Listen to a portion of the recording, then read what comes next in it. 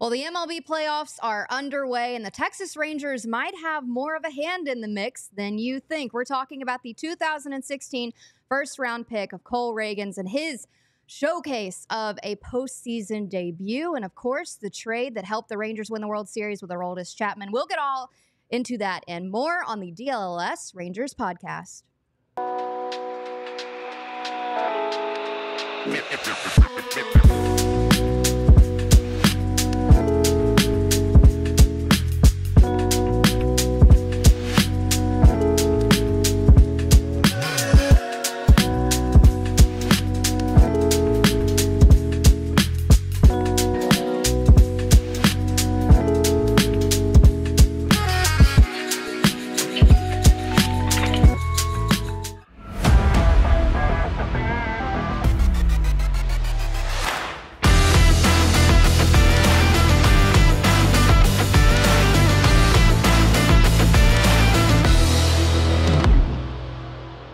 Welcome into the DLLS Rangers Podcast. Abby Jones alongside J-Dub, Jeff Wilson, and John Radigan is still out on vacation, but honestly, does he even need to come back? I killed that intro. You did. That was the best intro of your young career. Of my 2 days in. That's right. So you're getting better.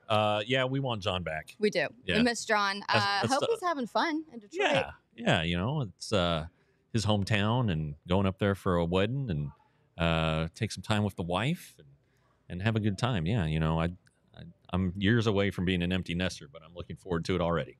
You're going to talk to him about the stories and get the rundown, right? Yeah, for sure. I think it'll be great. So we've got a lot to talk to on today's show.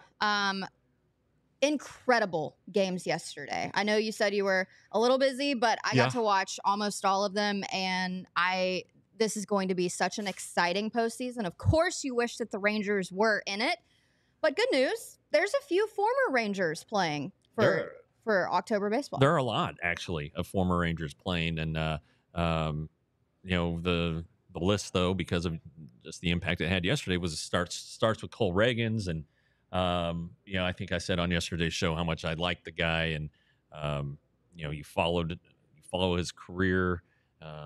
From the day he was drafted to the Tommy John surgery, and then another Tommy John surgery, then his debut, and he comes back. And, you know, the big story entering last year was he picked up a ton of velocity. Like, he showed up to spring training and was throwing 97, 98, which he'd never done before. Mm-hmm. And so that helped him make the opening day roster as a reliever. And then, you know, as the Rangers got good and noticed that they had a problem in the bullpen, they tried to address it. And the Royals like Cole Ragans, and made a lot of sense. And so Cole Ragans for Aroldis Chapman. And the Rangers saw the benefit of it last year, winning the World Series. The Rangers don't win the World Series without Aroldis Chapman. And I think we should say that louder. The Rangers don't win the World Series without Aroldis Chapman. Yeah, you make the trade 100 times out of 100 times. Yeah. To win a World Series, if you had to give away Cole Ragans, you do it. Yeah. And so there should be no looking back. I know some fans are like, oh, man, they watched Cole yesterday, 6 scoreless innings against the Orioles in Game 1. Yeah, let's take a look at those numbers. Yeah, they're pretty good. They're real pretty good. They're better than Tarek Skubal, actually. We'll get into that, too. But, yeah, that's a heck of an outing from Cole Ragans. This was all in 80 pitches, 60 for strike. They had 3 pitching changes after Cole Ragans, but one thing that I was really impressed with was Cole Ragans faced 22 batters and retired 18. So he was incredibly disciplined throughout this entire game. Yeah, a lot of efficiency there. And if it hadn't been for a cramp in his calf, he would have kept going. So there's more in store. You know, if the Royals can win this series, it sets up for Ragans to start the first or second game of the division series. And yeah, I mean, you know, Rangers fans should be happy, of course, for the World Series that Cole's trade helped produce. But this is a good sign. If the Rangers are developing starting pitchers, for sure, Cole Ragans is a leading example. Cody Bradford, another strong example. And, you know, kind of the way that their careers mesh together, you know, with COVID and Tommy John and all that stuff. 21, those two were teammates, and they became really good friends. And they're very similar pitchers, although Cole throws a lot harder. But fastball changeup, that's their MO. And so they were able to bounce ideas off each other. They started in Hickory in 21 and moved up to Frisco, and then it's just, I guess it's the day and age and the Rangers where they are, not in the playoffs and needing starting pitching. So it's natural tendency to say, oh, we shouldn't have traded him. But there are so many positive things that came out of the trade and are still happening that reflect well on the Rangers. All right. Well, hindsight is literally 2020. Yep. So did you think that the Kansas City Royals would be in the postseason? Did you think that Cole Ragans would be game one starter? I don't think that you could pencil that down this time last year even. So it is important to talk about Aroldis Chapman because, you know, the Royals at the time sent a power reliever in Aroldis Chapman for a left-handed pitcher, Cole Ragans, who was really in and out of the Rangers bullpen in that season. He was viewed as a starter, but like you mentioned, because of the need for depth in the bullpen, that's where they found themselves. So you didn't know the type of player that you had and how quickly he was going to become a starting pitcher that could pitch in the postseason and dominate his first start. Yeah, well, and you know, there's a mental component to it too. You know, when he went to the Royals, he was no longer Cole Ragans, Rangers first round pick, future of the rotation. He was a guy we got in a trade, and we're going to give him nothing to lose. Basically, Right. It kind of happened with Chris Davis in 2011 when the Rangers traded him at the deadline to the Orioles, and the Orioles made him their starting first baseman, and he was one of the best power hitters in the game for like the next 4 or 5 years. Cole didn't have any pressure. He could go, the term fresh start, it really applied here, I think. And so he initially reported to their AAA team, got called up, and was like fantastic in August. I think he was the pitcher of the month. And the Royals were bad last year too, so that helped too. No pressure. You don't have to go out there and win games. You can just get comfortable and find your footing, and he did, and it held. And he was really, really good this year. You can make an argument that he was not their best starter. By WAR, he's their best starter, but Seth Lugo, more innings, fewer strikeouts, better ERA, so back and forth there. But it's just and then you look at what Chapman did for the Rangers. He came in. You thought he'd be the closer because they were having so much trouble there, but he mostly worked the 8th inning. He did have some saves. He had some blown saves. All right. We all know the Rangers bullpen last year was not good. In the postseason, very tight leash on Chapman, but he got some big outs in Game 3 of the World Series, some huge outs. He got a huge double play in the 8th inning of that game that helped the Rangers win the game. And, you can't, he pitched in Game 5. I mean, you can't say enough about what he did. And I know people, it was a nail biter. You're white knuckling it when he's in the game, but the Rangers don't win the World Series without him. That's just fact. You can't say it in any other way than that. Yeah. And big guy, gosh, he was, the first time I saw him, I was blown away at his size. This guy real. Super intimidating. Of course, he throws 105 miles an hour and all that stuff. But he's like a teddy bear. Some people might disagree with that. But, I thought he was. Anyway, yeah, those are just the decisions that a general manager has to make, know, and yeah, they can come back and bite you, but gosh, you win a World Series, it's 100% worth it. Yes. So that's kind of the question that we want to propose to you guys. Do you think it was worth it? Because his sample size in the regular season, he had a 2.2 record, a 3.7 ERA, 50 strikeouts, and 4 saves in 30 appearances. Yeah. Which, I mean, the Rangers were, one loss away from not making it to playoffs? Exactly. So there you go. I mean, Cole Ragans helped the Rangers win a World Series. No doubt about that. So it's just, the thing that was revealed, the Pirates came to town. That's who Chapman played for this year. They came to town in August, and he told Jared Sandler that he was hurt the whole time. Really? During his time with the Rangers. Okay. I was on the Mavs duty then. A big part of it, and that's why he didn't pitch back to back. Or when he did pitch back to back, it didn't work. So the Rangers had to figure out how to use him, and so they tried to avoid him back to back. So anyway, yeah, that's kind of, I don't know if that's off point or not. That might explain why it was a white knuckler there, but I think it's valid. The point still remains: trade, totally worth it. Totally worth it. Yeah. Because also it was high risk, high reward. And, you have another player like that who's Aroldis Garcia. High risk, high reward. It's either a home run or a strikeout majority of the time. Yeah. So, that was our thought process today. But it was... In the chat there, Ben saying if the Rangers hadn't won, then it wasn't worth it. Just going to the World Series is a big deal and makes it worth it. Of course, winning the World Series 100% makes it worth it. So I see you, Ben. But yeah, I do miss the guy. He was an all-star this year, so he was back in Arlington. Sat and visited with him a couple times. Just a nice young man. He got married early. No kids yet that I'm aware of, but he's been married since he was like 19. Just high school sweethearts. He's the kind of guy you want on your team. Good person. He fits the Rangers mold. The Chris Young mold of being a good person, being a good teammate. And like you would ask Cole Ragans a question, like I did about Bobby Witt. I was doing a Bobby Witt story for Baseball America, and Cole just talked about what a great teammate Bobby Witt is, and you ask Bobby Witt, same thing. Great teammate. But we knew that about Cole. I guess we knew it about Bobby Witt too. But the point being that when Chris Young said he wanted to build teams and draft guys who are good characters, the Rangers already had Cole Ragans when Chris Young took over, but that's the kind of guy that you want, and the Rangers are chock full of them, both at the big league level and in the minor leagues. Yeah, and it was impressive, for Cole to just have such a dominant performance too, because that's the most pressure he's ever been in as a starting pitcher, undoubtedly. Yeah, and the Orioles are a pretty good matchup for him. I think. I know he didn't do that well against him in the regular season, right? He did. They did lose twice to the Orioles. Yeah, but Gunnar Henderson, left-handed bat.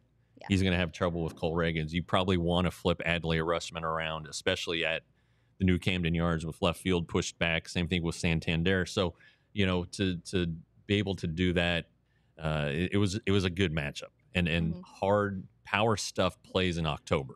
You don't see a lot of soft tossers who are wildly successful this time of year.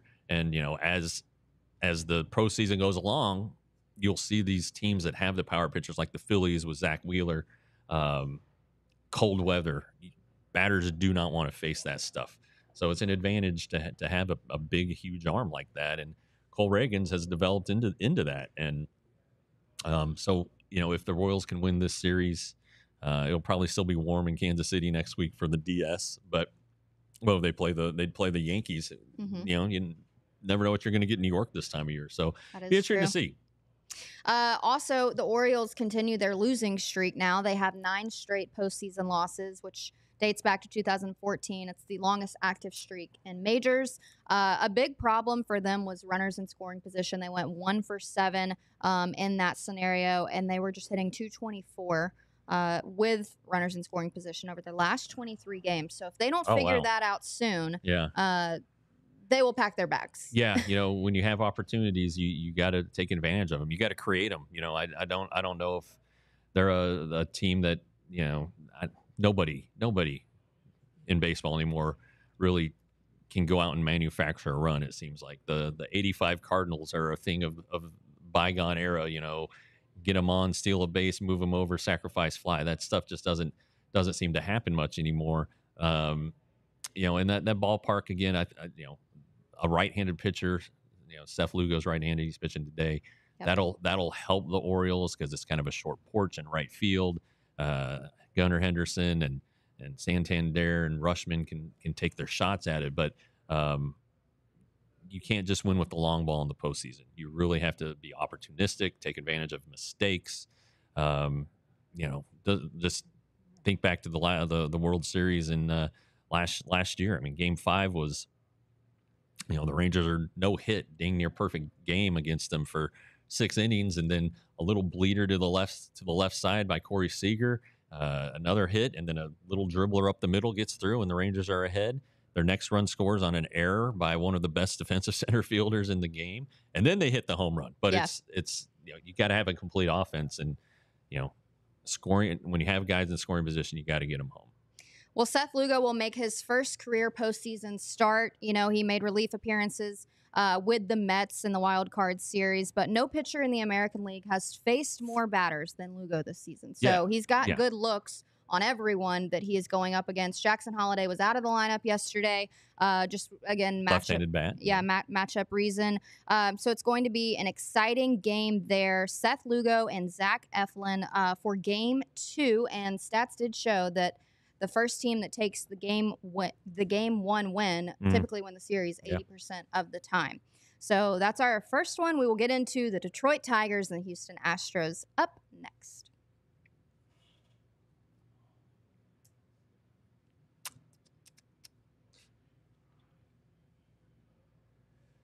Abby, I didn't wear it today because it didn't match with the blue. But if you guys watched yesterday's show, you saw my new sweet black Roback hat with the dog silhouette. I absolutely love it. It's a fantastic lid. Roback's one of our newer sponsors, and we are thrilled to have them, especially if you're an outdoor active person who loves golf or whatever it is you like to do out there. These shirts are quite simply the best fit, the best feel. They handle the heat so well, and of course it's so hot here, moisture wicking, so the shirt's not going to stick to you. And then with fall right around the corner, they have performance hoodies. It cools down. They just have, if it ever cools down, if they just have everything. Best looking performance polos, collars that never lose their shape, all kinds of styles. The hoodies designed for comfort, built for activity, everyday shorts. It's still short weather. I'm wearing them right now. So use the code DLLS20 on Roback.com for a generous 20% off your first order. That's spelled RHOBACK. You see it on the screen. 20% off all polos, hoodies, shorts with the code DLLS20. Check them out, and they will have whatever you need. Perfection. Up next, we have Empire Today. They've been around longer than I've been alive, I think. But probably. That's because they're the best at flooring. So if you need great floors, you need to head over to Empire Today. They are the one-stop shop for flooring because that's quite literally all that they do. They have a very cool element to the shopping experience, which is like a virtual option with your phone. You can just kind of hold your phone up and pick out the floor that you think would look good and kind of see before you buy. First of its kind to do that. So they're going to offer quality service, speed, and guaranteed great prices. You can get a $300 off coupon when you use the code DLLS and a free in-home estimate today. Go to empiretoday.com/DLLS for details. Restrictions may apply, but tell them that your favorite podcast ever sent you over to them. So now we are going to get into Detroit and Houston. Yeah. Let's talk about your Tigers. I'm bummed that they have such an early start because kind of in the middle of our show, I want to watch. Yeah. The Tigers are one win away from a trip to the ALDS to face your hopeful World Series champions of the Cleveland Guardians. That's right. And this is the first postseason victory for the Tigers since the 2013 ALCS. Okay. So, Tarek Skubal. This is a bad man. Let's just get into it. Let's take a look at his numbers. It was, again, his first postseason performance. He had the one walk, unlike Cole Ragans, but 6 strikeouts. Minute Maid Park is a very hostile environment. And it can be. It can be. 40,000 people were there. Did you know that Tarek Skubal is the 3rd starting pitcher to throw at least 6 scoreless in his postseason debut? And he joins former Detroit Tiger Max Scherzer. Is that in club history or is that Tigers? Okay, yeah. Tigers history. Yeah, sure. 2011 ALDS. Everybody forgets about Scherzer in 2011. He was the starter in Game 6 of the ALCS against the Rangers, and the Rangers got him out early. They had a 9-run 3rd inning. It wasn't all on Max. Schlereth gave up a bunch of runs in that inning, as I recall. But anyway, the Rangers were well on their way to their 2nd straight World Series. But pretty good company. You can say you're with Max Scherzer and something. That's pretty good company. In your debut as well. Yeah. And, for a young guy making his debut, the Tigers did something great. They gave him some early run support. The 3 runs that they scored in the second held up, or they scored 2 in the second, sorry. He made them hold up. That just pitching with a lead, you have a little margin for error. It kind of loosens up your whatever's tight and then lets you go out there and do what you've done so well. And I'm glad he's having success, kind of like for Ragans. These young guys get put in the spotlight for the first time, really, and they're out there just dealing and doing what they did all season. So good for them. And then you look at the Astros, and shoot, they've lost 6 straight home games in the postseason. 4 of them were last year to the Rangers. Framber Valdez has not been very good in the postseason. He had such a great second half that we kind of talked about yesterday. To get himself in the Cy Young conversation. I mean, Skubal is going to win it, but people look down ballot. Believe me, as a voter, many times for MVP and Cy Young and the manager and rookie, they look down ballot and they'll let you know if they don't like it. Yeah. So anyway, but everybody just remembers who won, and Scooble's going to win. But that was a game the Tigers had to win. They had to win. They had to win that game. If they don't win without Scooble, I think the morale is incredibly low. Scooble does dominate lefties. We're going to talk a little bit about that because that's one thing that my dad highlighted on the matchup. And he gets ahead of the count 58% of the time when facing a left-handed batter. I mean, that's not very common for major league pitchers. He has a really effective fastball with 242. If he's behind in the count, which is rare, but he's going to throw a sinker 63% of the time, which he lands in the strike zone 65% of the time. So I'm going to go ahead and chalk that up as an automatic strikeout. And then with a righty, he's got a really sick slider with a 200 batting average against that. All in all, everyone's hitting 185 to 204 going up against Scooble. Okay. I mean, he's that's pretty good. Yeah. Well, I mean, he won the pitching triple crown. Right. You don't do that with guys hitting 300 against you. So, and there's been talk that maybe the Tigers would consider trading him to mortgage, get some more pieces, but they held firm. Their general manager is Jeff Greenberg, who, for people who know the Greenberg name, he's son of Chuck Greenberg, who owns the Double-A Frisco Rough Riders, but also helped orchestrate the purchase of the Rangers in 2010 out of bankruptcy court. He was kind of the front guy for the group that included Nolan Ryan and Ray Davis and Bob Simpson. And Chuck's a great guy. His son, good kid too, obviously. A kid, he's like an adult with kids, but good for him. He came from the Chicago Blackhawks, so baseball's a little bit different, but he'd worked for the Cubs before that. So there's always a tie. There's always like 6 degrees of Kevin Bacon or whatever it is. There's 6 degrees of somebody of the Texas Rangers. You're just going to find somebody who's related to the Rangers in this whole thing. No, baseball is such a small world. Yeah, and it's fun to see. Andy Ibanez is on the Tigers roster, and Andy, it never really panned out for him with the Rangers. He had some opportunities. Great guy. Couldn't nice guy from Cuba. Glad to see him in the postseason. But yeah, I thought the Astros would win this series just because they're such a playoff stalwart here the last 7 or 8 years, and they still might win the series. I mean, the Tigers still have a lot of work to do. No doubt, because I do want to explain the situation that happened yesterday in the game, because it was just it's the Tigers in a nutshell this season. Because A.J. Hinch said, we're going to play Scooble, and then the rest is going to be pitching chaos, which is what it was. They used 4 guys from the bullpen. Will Vest did a great job to keep it scoreless. Gets into the bottom of the 8th, and then A.J. went situational. And he went to Tyler Holton. He came in just to get Kyle Tucker out, which he successfully did. But then things got crazy in the 9th because Jason Foley replaced Tyler Holton. Alvarez doubles, Bregman singles, Diaz singles. So Houston scores 3-1, and that's no outs. Yeah. So you've just got to hold your breath, right, and hope that you can get it out, because previous to this game, the Astros had won 10 straight playoff openers. Oh, wow. And it's in Minute Maid Park. Like we said, it's just a very hostile environment. Sapina hits a sacrifice bunt. Jake Rogers gets a huge out to Spencer Torkelson, the first baseman. Pitching change. And then Chas McCormick walks, and it's a bases-loaded situation. 2 outs. Yeah. Tie and run at second.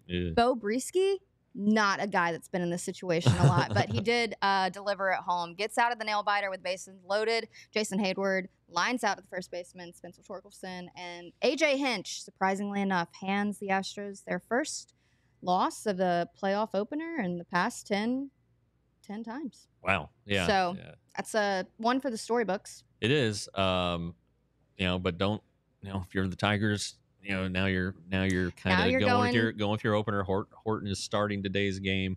The game has started, right? So he was in there, maybe still be in there. Your dad, when he was on the show, I asked about Horton and kind of the Swiss Army knife of the Tigers, and he's been an opener like this. He's has saves. He's pitched several innings set up in relief. You know, when the Tigers and the Rangers played early in the season in Detroit, the Rangers ended up winning, I think, 3 of 4. But you know, the broadcast team was just gushing about how good the Tigers bullpen was. So that's good. You just kind of hope that now, if you're a Tigers fan and you're going to be using your bullpen like this, that they don't wear out. And that's tricky this time of year because they have a bunch of innings already, and now you're playing up to 3 games in a row without a day off. So you really have to. AJ Hinch is really going to have to manage the bullpen, and he's very good at doing it. You know, like with Horton, you know, just you're able to avoid the 3-batter minimum there because he got the 1 out he came in for. You can take him out, start a new inning with somebody else. So it's little things like that that AJ's probably really good at, has a lot of experience with, and so. But again, you know, it's you know, like the first 2 games of a best of 7 or best of 5, you're okay. Yeah. Because you're gonna get a travel day and a day off. But then if you have to play 3 games in a row without any travel day or a day off, that's when that 3rd day can get a little dicey, especially if you've used your best arms the first 2 days. Right. Well, it's a tall task because the Astros have Hunter Brown on the mound, and he's 11-9 and 3-4. The Astros are looking to avoid losing 6 straight games at home. That's going to be they are 1 loss away from ending their 7th straight run to the ALCS. Yeah, and they're in a tough spot. They really are. And you know, Hunter Brown, he's a good young pitcher. He had a pretty he didn't I don't think he had a great start to the season, so he pitched well coming down the stretch, but you know, it's a big spot for him too, and he has power stuff. If he's commanding it, if he's in control. Bill just asked, all 3 games are scheduled day games. Is that normal? It's not unusual. You know, I guess it depends on the TV matchups. You know, the TV has the choices, and I don't know that Detroit's going to bring in a huge audience, though. It surprises Houston would seem to be attractive. It's in such a big market, but maybe their ratings are down. I'm not sure, but I think the Rangers were the 2-day games last year in Tampa. They were their early games because Tampa and the Rangers aren't great draws. So anyway, number 1 views. Yeah. Anyway, so I just, you know, I wonder about the Astros if you know, Alvarez isn't 100%. And maybe it's starting to catch up to them. All these extra games that they've played the last 7 or 8 years, catching up to Bregman and Altuve.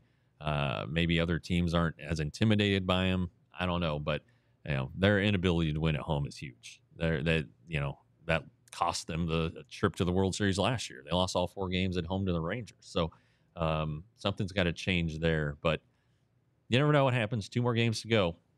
2 more games to go, and we will keep our eyes on it. Detroit and Houston is about to get underway in Houston with a lot on the line for the Houston Astros, and us Ranger fans don't mind sitting back and watching this one. Yeah, you know, kind of, you know, the Astros went to the first Texas team to go to the World Series. They didn't win it in 2005, and then they were the first Texas team to win a World Series in 2017. It was tainted, of course, by the cheating scandal. But the Astros were awful from let's say 2000. I'm trying to do the math in my head. Like 2011 to 14, they were terrible, and then they ended up getting all these draft picks, Carlos Correa, guys like that, Bregman becoming a good club, overtaking the Rangers, winning another World Series.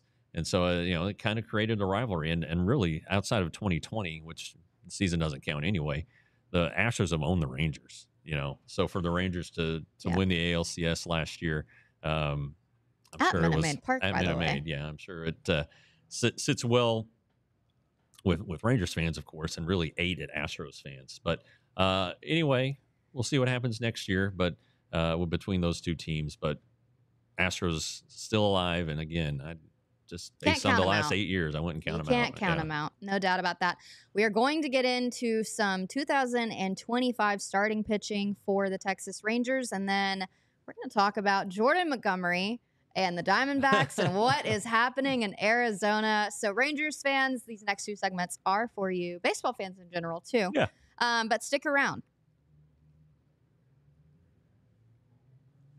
All right. We just talked about it, how hot it is still. That means the sun's out. It does. It's October the 2nd, and it's supposed to be 90 degrees today. So you still need your Shady Rays. All right. Shady Rays sunglasses are fantastic. They're durable. They're built to last. And they have you covered with these premium polarized shades, and they won't break the bank. That's the good thing. And they do prescription glasses. So if you're like me and you don't do contacts, Shady Rays has you covered.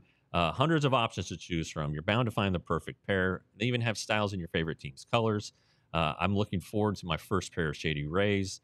And if you don't like your shades right now, get a new pair. And it's a worry-free, within 30 days return if you don't like them, but you're going to love them. So exclusively for our listeners, Shady Rays is giving out their best deal of the season. Head to shadyrays.com and use the code DLLS for 35% off polarized sunglasses.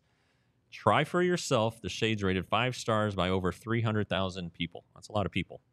It's a very generous discount code as well. Next up, Game Time. Game Time is your one-stop shop for game tickets, concerts, events, all of the above.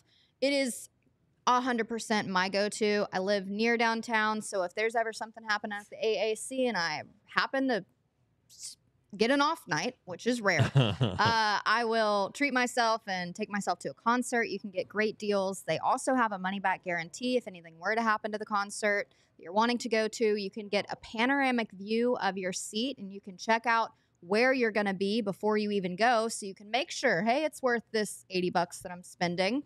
So go to Game Time today. They also are going to just make ticket finding so easy. You really can just take the guesswork out and go and enjoy. And you can also do it last minute, which we love. Go to Game Time and spell out DLLS. You have to spell it out for your code. Terms and conditions may apply. But what time is it? Game time. Game time? Game time. So Rangers have a lot of questions on their starting rotation. Yeah. And in the bullpen. And Jeff and I have already been back to the baseball field. Yeah. Even though it's the off season. We had the season-ending meeting, press conference with Chris Young, Bruce Bochy.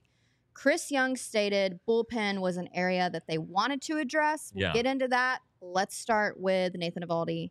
Priority number one. Priority number one. No doubt about it. I wrote about this at DLLS.com. It's a diehard story, so you got to be a member to read it. But it's worth it. The Rangers, as Chris Young pointed out, have starting pitchers coming back next year. They expect Eovaldi to become a free agent. He needs a free agent. Scherzer's a free agent. All right. Urania, free agent. Anyway, they still have DeGrom, Tyler Mahle, John Gray, Rocker, Leiter, Bradford. All right.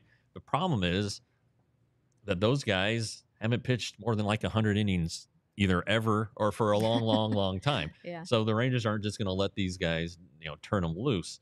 They're going to have to monitor their innings and keep them down to avoid injury and all that stuff. So you need starting pitching, and it would be very handy to have Nathan Eovaldi because he made 29 starts this year. Yeah, that's going on the IL for a little bit there. 170 and 2/3 innings.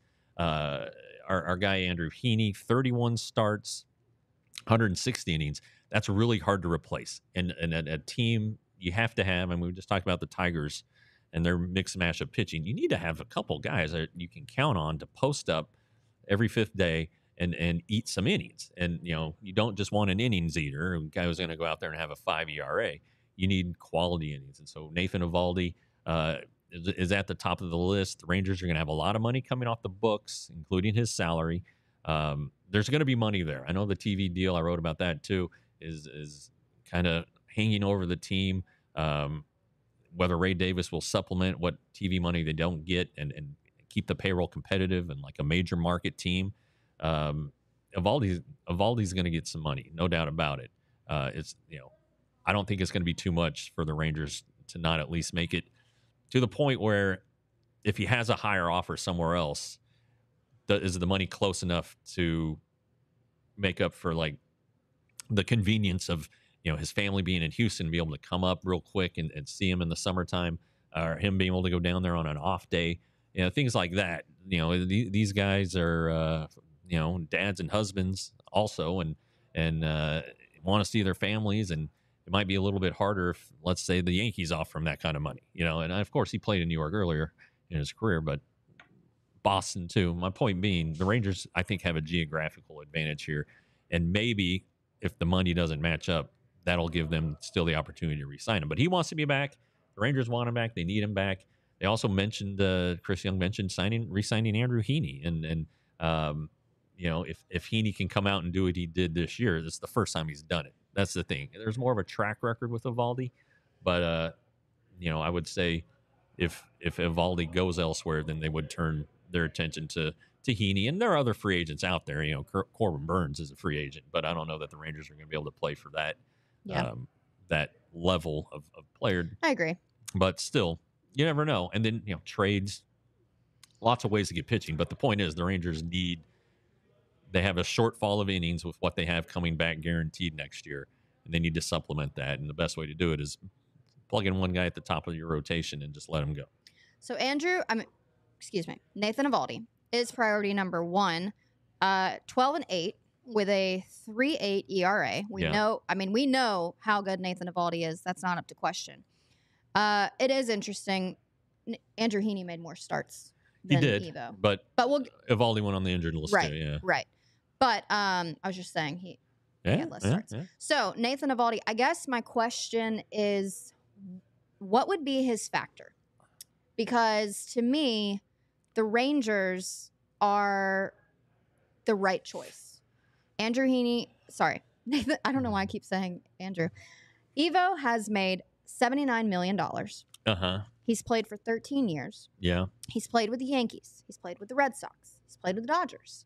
He's won 2 World Series. Yeah. Like, what other team would be enticing enough to trade off the convenience of being so close to your hometown and everything that Texas can offer? He's set up, his family set up for a long time, generational money, but he wants to win. That's the thing that drives a lot of these guys. Obviously the money is very, very nice, but he told me it's about winning. Are the Rangers going to give him the best chance to win a World Series? He's not 25 anymore. He's on the sun is setting on his career. It's not it's not dusk yet, but it's getting there. He's a little older.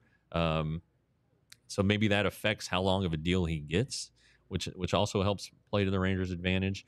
But he wants to win, and I think he saw DeGrom come back. He saw the promise that Rocker and Leiter have. I think he knows that offensively it was an enigma, or he might believe that. I mean, he just won a World Series with them, so they're not that far off. So I think a team that is a serious contender is going to be in the mix there. But if he thinks the Rangers are going to win this year, or in 2025, then he's locked. Then he's gonna lean heavily toward them. Winning, I think, convenience, geography. I think there's not a chance if he doesn't sign, though. Like, he's a pivotal role, a pivotal piece to the success. If he doesn't sign, they're going to have to cast a wider net. They're going to have to look for. But I'm saying, like, it's interesting to factor in when you're such a large part of the success that you're trying to decide. Well, and he's like a but hero. I get what you're saying. He's a hero here too. And maybe he likes that idea, the legacy idea. There are just a lot of reasons to like why he would resign, but Blake Snell can be a free agent. I don't know if the Rangers would go there, but he had a great second half through a no-hitter after being in the same spot as Jordan Montgomery. We'll get more into that later. Corbin Burns, 30 years old. Corbin Burns is going to get a huge deal. There's just no way around that. So, the top of the pitching market is pretty good. Max Fried, the Braves left-hander who's pitching today's game. So there's names, there's guys that have been there and done it. It just, if you know what you have in Eovaldi, so you like it. You love what he does when he's not on the mound. I think we should do done. an emergency pod if he resigns. Okay. That sounds good to me. I don't know if I could do an emergency pod if he doesn't, because my emotions will overtake me. He signed last year not last year. In 2022, he signed on December 28th. I know that because I'd just gotten to the Fiesta Bowl to cover the Fiesta Bowl. Yeah. And I had to sit down and immediately jump on a conference call and write a Rangers story. And then they introduced him after the New Year's holiday. So, last year's free agent market, everybody signed late. They're waiting on Ohtani and Yamamoto. Yeah. We're going to get into that again with Jordan Montgomery here in a minute. It seems like he wants to get this out of the way, and Chris Young, they signed DeGrom in 22 before the winter meetings. Go get it done. Just the Rangers have a month here. They can still talk to their own free agents and get a feel for what's going on and get an idea of what Nathan is seeking, and then let him go out and see if it's there in the market, and then negotiate. Just get it done. This is something that needs to be done. Well, I love what CY said yesterday, because he was like, I don't think that there's anybody else that we could get that's better than who we currently have. Yeah. And to an extent, you agree. I think there's some things they need to address, but I love Ben's comment here. My dream rotation. No order: DeGrom, Rocker, Leiter, Bradford, Evo/Heaney. I don't know if Rocker, I could see that. I could see that in 26. Yeah, I was about to say. I think and really, it's. I don't know. I could see it in certain scenarios. This year, you'd have to trade Malley. You'd have to trade Gray. I don't know that the Rangers are really in a position to do either, but. That's a good possibility for 26. That right there, DeGrom. I wouldn't. Evaldi, Rocker, Leiter, Bradford. If you have Leiter, Bradford at the back of your rotation, that's pretty salty. Yeah, I would. Evo, Heaney, DeGrom, Schuin, Rocker more so than Leiter. Yeah. I think Leiter needs to come into spring training. With a few things under his belt. I think he'll make the team, but as a reliever. Yeah. And they'll piggyback him with the guys whose innings they want to watch early. So, and Natalie, we see your question about the outfield and Leote, and that one's way up in the air. Evan Carter's a big question, right? They talked yesterday about Wyatt Langford playing more center field. How much are you going to DH Adolis next year to keep him healthy? But the problem with Carter and Leote is they don't hit left-handed pitchers. So you got to get a right-handed hitting. Which is a huge hole. Yeah, you got to get a right-handed hitting outfielder. That's why the Rangers went and got Robbie Grossman. Maybe you can do a little bit better than Robbie, who's in the playoffs again. 10-year vet. But that needs to be addressed. And ideally, I guess, this is what Leote debuted in 20, so 20, 21, 22, 23, 5 years. Not 5 full seasons, but he should know now. Maybe this is who he is. A really good defensive the grace player. Period is kind of over. Yeah, a fast guy. Shouldn't be inconsistent. I wonder if he gives up trying to bat right-handed. I mean, that's something that was discussed. Early this season. But I don't know. But he can be a winning piece though. He hit a big home run in the off of Verlander in what was that, game 1 of the ALCS last year. Had a really good May last year. Was looking like he was going to be a steady contributor this year, and I thought he finished the season pretty well. So anyway, we'll see about that outfield, but it's definitely up in the air. If he had a year like 2020, like if he was that kind of guy, does that change your statement? Yeah, because 2023, I mean, those are his best numbers. 266 right. batting, 14 home runs. I mean, 14 home runs from your 9th hole hitters, not bad. Yeah, I mean, he got on base a lot. That was the thing. The bottom of the order this year didn't get on base very much. So that's a big difference. Why the Rangers scored nearly 200 runs less than they did last year is because down at 7, 8, 9, Heim and Leote and whoever else was down there were not getting on base like they were. Yeah. The previous year. So and then bullpen too, just real quick. Oh yeah, Kirby and Robertson.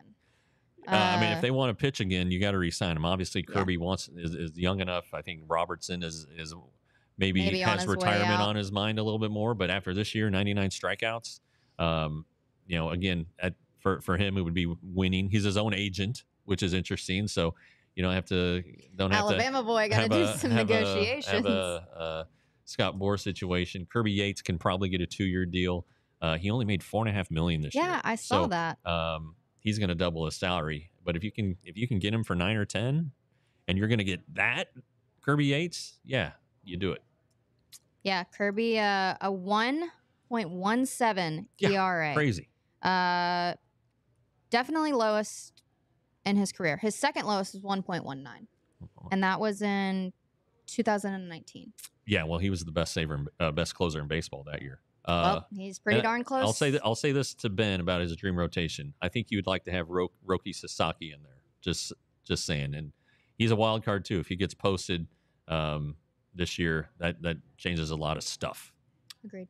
All right.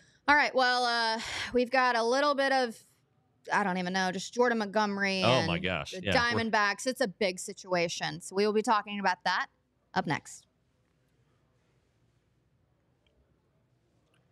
How's your dad liking his diehard membership? He loves it. Yeah, he loves it. He's not too big of like an article reader, but he loves it. He loves being a part of something. Yeah. What if you guys aren't familiar with being a diehard or our merchandise, it's time to get familiar with it. I'll do the merch here. If you go to store.allcity.com, you can go check out all kinds of stuff that we have: Ranger shirts, Cowboys, Mavs, Stars, TCU, SMU, Wings, University of Texas. We're going to branch out into sweatshirts, which there are a few on there. Hats are coming, which obviously Abby and I are hat people, number one. So go to store.allcitynetwork.com and get your gear and show it off. Get your gear. While you're at it, become a diehard because you get a free shirt when you do so. But no, on a very serious note, diehard is like the next level of becoming a super fan, because we're the only, media outlet that provides opportunities to go to events and hangouts and spend time with us. And we want to make this a big community, a big family, if you will. So join today, become a diehard. It's $79.99 a year. If you do the math and take the shirt off, it's not bad. It's like, 2 Whataburgers at Globe Life Field. Holy crap. That's the truth. Yeah, for the year. So you get exclusive content. You get 20% off all merchandise, 20% off all events. You get the Discord lounge, which is where you guys can chat. So many things. So just become our best friend. That's right. A measly $79.99 a year. That's right. That we ask. Okay, time to get into something so astounding and unique. Less than 24 hours after the Diamondbacks were eliminated from the postseason contention, their owner Ken Kendrick sounded off and said, signing Jordan Montgomery is our biggest mistake of the season. Less than 24 hours, and the big boss had some words to say. Yeah, it was a go for it move, definitely, and it surprised a lot of people that they stepped in like they did. And it's a complicated deal. It had a lot of escalators within it.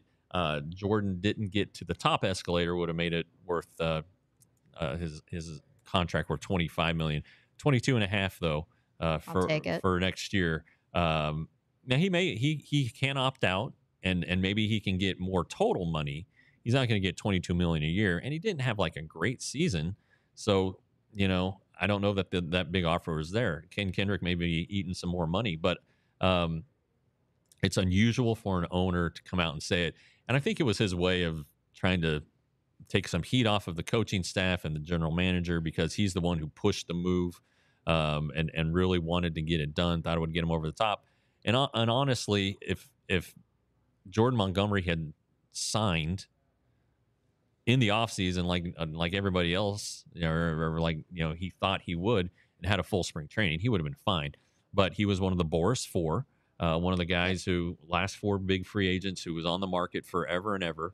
And whatever happened between Scott and Jordan will, I guess, remain between them.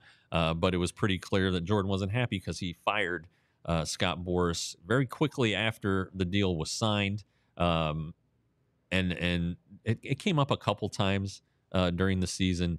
But Jordan got moved to the bullpen ultimately, and it was not his Not his best year. Yeah, not To put his it dream lightly. scenario when first time free agent and this is what you get. So I think he's still a good pitcher. He played in college, so he's a little bit on the older side, but the Rangers, I don't know what happened with that. I think Scott Boras was obviously trying to get Jordan Montgomery.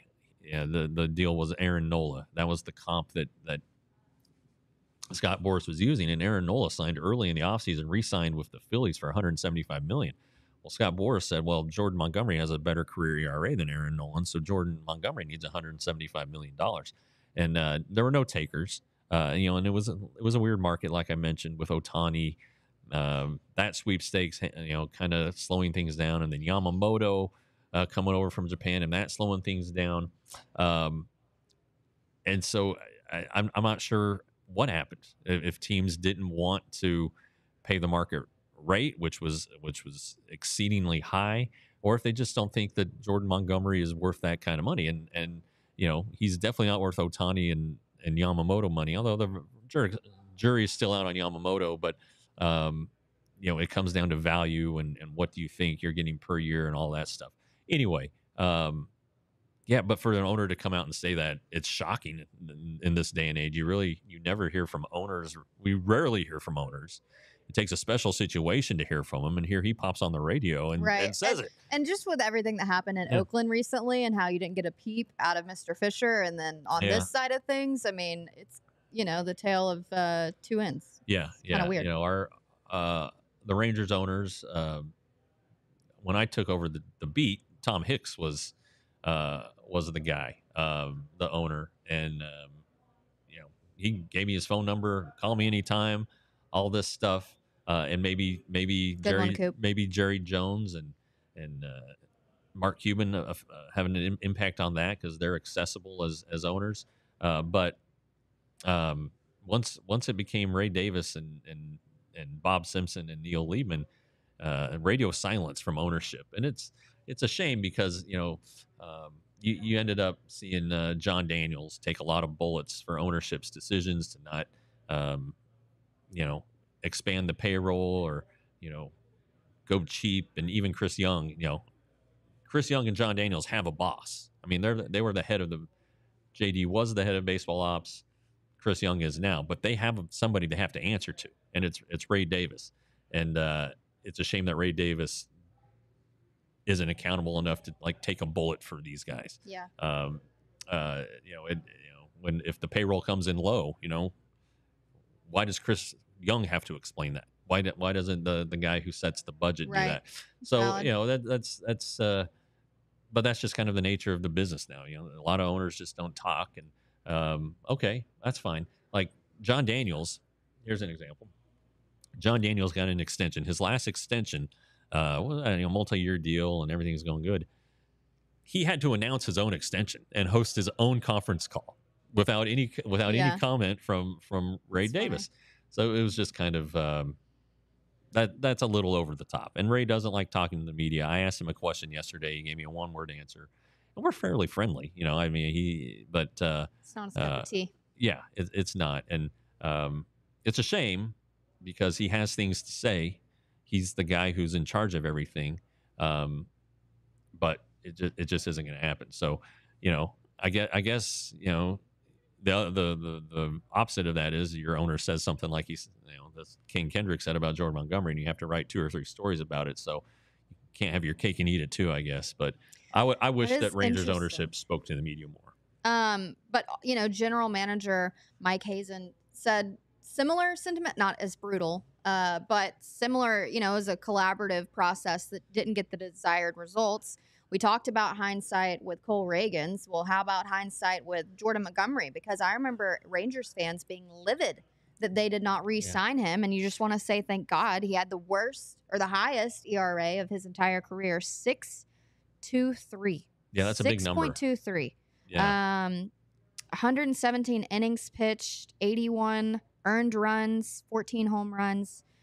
And that's when he even got pulled from starts, Yeah. So, well, and all right. So compare that to his last year, which was a 2.7 ERA. But he had a full spring to get ready. He didn't have to worry about in the offseason where he was going. He knew he was going to be with, at the time, the Cardinals. So he was able to prepare and get ready and throw his bullpens and face hitters in spring training and get feedback. And so this year I think he signed after spring training, if I'm not mistaken.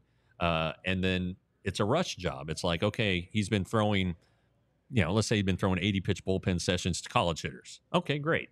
There's nothing that replicates a major league game. So then he goes to the minor leagues. I think he made only 2 rehab starts, and then voila, he's in the rotation. That's not enough. Blake Snell had a similar experience because he was also one of the Boris 4 who didn't sign until late, and he signed a crazy deal with the Giants, and he can take free agency because he rebounded and had a good second half, but he was terrible to start. He got hurt, and then he came back and was really, really good. Jordan just didn't ever get it figured out. And for Snell, he's always been a little wild, but he has power stuff, so he can get away with more. Jordan is a command pitcher and needs to have his best command. And if you can't get that worked out in 2 weeks, you can't get it worked out in 2 weeks. So he was kind of put in a tough spot. Whether it was his doing, whether it was the agent's doing, it's pretty clear that he thinks it was Scott Boris's fault. You've seen stories come out here. He said he butchered it. Periodically, like, supposedly the Red Sox made Jordan Montgomery a 4-year offer or something like that. That there were other offers out there from the Yankees and things of that ilk. Did Boris turn them down? Did he never inform Montgomery of them? Or are these reports like they were just not solid offers, but kind of a start of a talking point? I'm not sure, but whatever happened to Jordan Montgomery, he's going to be better next year. Whether it's with Arizona, whether he takes the opt out and finds a 3-year, $36 million, $40 million somewhere else, more money, fewer lower average salary. I don't know, but maybe Ken Kendrick is like, said it because he's trying to get Jordan Montgomery to opt out. Hey, you're not wanted here. We think you suck. Go somewhere else. We don't want you back. We just can't really say that.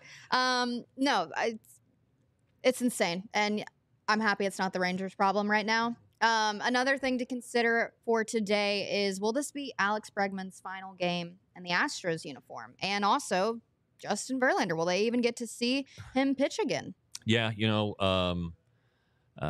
I think you saw it with Max Scherzer, the same thing that is played out with Justin Verlander this year. A lot of injuries. These guys aren't young anymore. They were teammates in Detroit. They have a lot of miles, 6 Cy Youngs between them, 3 apiece, right? And they're right neck and neck in the career strikeout list, both over 3,000.